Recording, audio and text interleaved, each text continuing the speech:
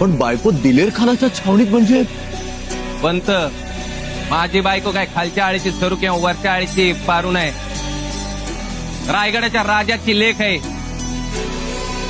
ती गुरावासरांच्या दावणीला नाही तर शत्रूच्या छावणीतच असणार.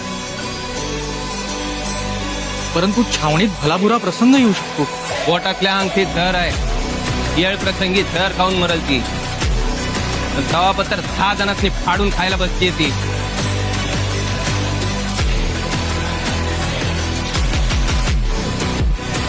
आमच्या जाधव घरात फक्त गडी माणूस तलवार घेऊन स्वराज्याची सेवा नाही करत, तर बायका पण तलवार घेऊन सेवा करायला पुढे असतात.